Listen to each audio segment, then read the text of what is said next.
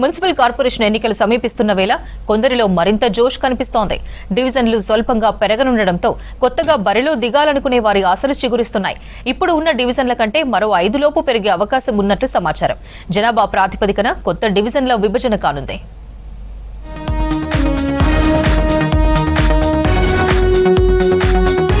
ఖమ్మంలో ఈసారి జరగబోయే మున్సిపల్ కార్పొరేషన్ ఎన్నికల్లో పోటీ చేయాలనే లక్ష్యంతో అనేక మంది డివిజన్లలో సేవా కార్యక్రమాలు, పరిచయ కార్యక్రమాలు చేపడుతున్నారు. అయితే ప్రభుత్వం తీసుకునే నిర్ణయంతో కొంతమంది ఆశావాహులకు లైన్ క్లియర్ అయింది. ప్రస్తుతం ఇప్పటికే కొన్ని చోట్ల సిట్టింగులకు స్థానాలు పదిలంగా ఉండగా కొన్ని డివిజన్లు కొత్తగా ఏర్పడడంతో కొత్త వారికి రాజకీయ ప్రస్థానం ప్రారంభించుకునేందుకు మార్గం సుగమం అయింది. ఖమ్మం నగరంలో డివిజన్ల సంఖ్య పెరగబోతోంది.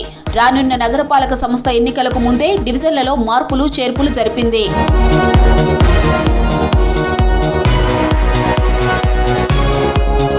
2016-2021లో ఖమ్మం నగరపాలక సంస్థ ఎన్నికలు జరగగా అప్పటి జనాభా ఓటర్ల లెక్కల మేరకు నగరాన్ని 60 డివిజన్లుగా విభజించారు. అయితే దాదాపుగా 4.5 ఏళ్లలో ఖమ్మం నగరం అభివృద్ధి చెందడంతో పాటు జనాభా కూడా పెరుగుతూ వచ్చింది. ప్రస్తుతం 60 డివిజన్లతో ఉన్న ఖమ్మం నగరం విస్తరించడం, శివారు ప్రాంతాల్లో కాలనీలు ఏర్పడుతున్నాయి. కొన్ని డివిజన్లలో ఓటర్ల సంఖ్య ఎక్కువగా ఉండటం, మరికొన్నింట్లో తక్కువగా ఉండటంతో డివిజన్ల పరిధి క్రమపద్ధతిలో ఉంటేనే అభివృద్ధి పనులు, పౌర సేవలు వేగంగా అందించవచ్చనే భావనకు అధికారులు వచ్చారు. గత ఎన్నికల తర్వాత కొత్తగా వేల సంఖ్యలో ఓటర్ల పేర్లు నమోదయ్యాయి. ఖమ్మం పబ్లిక్ జనాభా సుమారుగా 4 లక్షల జనాభా, రోజు రద్దీగా ఉండే ప్రాంతం. జనాలకు సిటీకి రోజు సుమారుగా 2 లక్షల జనాభా వస్తూ పోతూ ఉంటారు.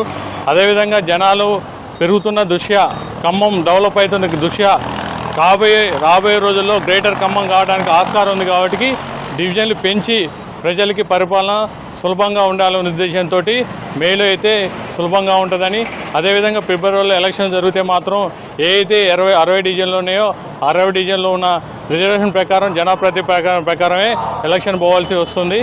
ఇది మేలో జరిగితే మాత్రం అదేవిధంగా అన్ని రిజర్వేషన్ల మార్పు ప్లస్ జనాలకి సౌకర్యంగా ఉండే విధంగా డివిజన్లు పెంచి ప్రజాపాలన సుముఖం చేయాలని ఈ సందర్భంగా తెలియజేస్తారు. 2021లో ఖమ్మం నగరపాలక సంస్థ ఎన్నికలు నిర్వహించారు. ప్రతి డివిజన్లో 5,000 ఓట్లు ప్రామాణికంగా నిర్ణయించారు. దాంతో 60 డివిజన్లు ఏర్పడ్డాయి. 20 డివిజన్లలో 5,000కు పైగా ఓటర్లతో ఎన్నికలు జరిగాయి.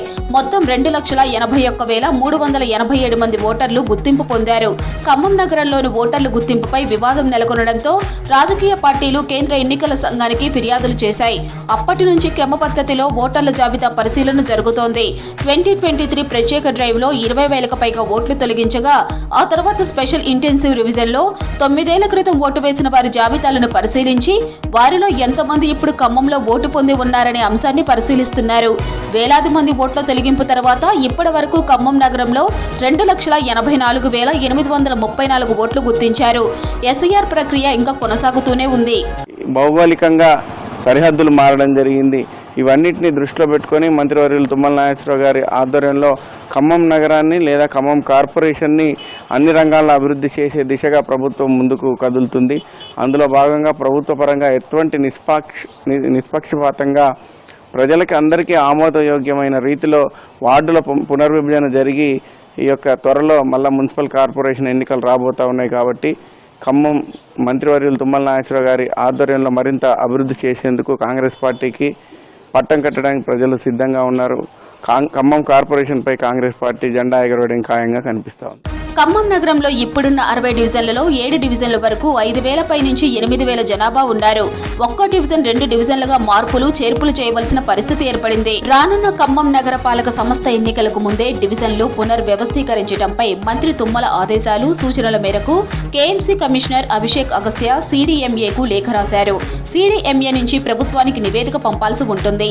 ఆపై ప్రభుత్వం సానుకూలంగా స్పందించి ఉత్తర్వులు జారీ చేస్తే అధికారులు క్షేత్రస్థాయిలో సర్వే నిర్వహించి వార్డు వారీగా జనాభా లెక్కింపు చేపడతారు. ఖమ్మం కార్పొరేషన్ పరిధిలో విపరీతమైన అభివృద్ధి జరుగుతుంది. ఇవాళ గోలపాడు ఛానల్ కానీ ఇటు మరి ఏది చూసుకుంటే ఎటు పక్క చూసినా కానీ విపరీతమైన అభివృద్ధి చెందడం వల్ల పాపులేషన్ కూడా పెరుగుతున్నది. దానికి అనుగుణంగా మనం మార్చుకోవాల్సిన అవసరం ఉంది పరిపాలన పరంగా.